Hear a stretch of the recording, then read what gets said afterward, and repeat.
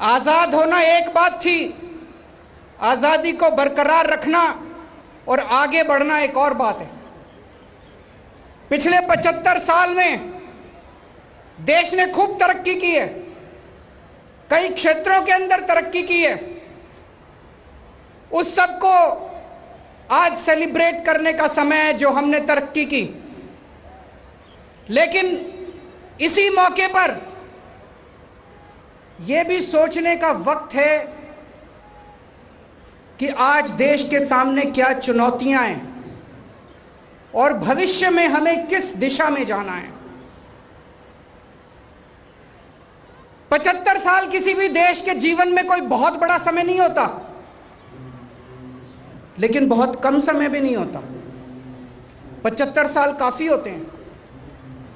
आज इस 75 साल के उपलक्ष्य में, आजादी के 75 साल के उपलक्ष्य में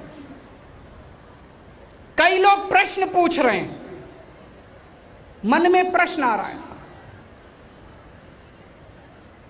हम 75 साल पहले आजाद हुए, इन 75 सालों में कई और देश हमारे बाद आजाद हुए, वो हमसे आगे क्यों निकल गए? जैसे सिंगापुर, हमसे 15 साल बाद आजाद हुआ सिंगापुर, 15 साल बाद हमसे आगे क्यों निकल गया? जापान सेकेंड वर्ल्ड वॉर में, द्वितीय विश्व युद्ध में जापान पूरी तरह से ध्वस्त हो गया था, नेस्तनाबूद हो गया था। हिरोशिमा और नागासाकी के ऊपर न्यूक्लियर बॉम्ब डाले गए थे, पूरी तरह से बर्बाद हो गया था। उसके बावजूद जापान आज हमसे आगे क्यों निकल गया?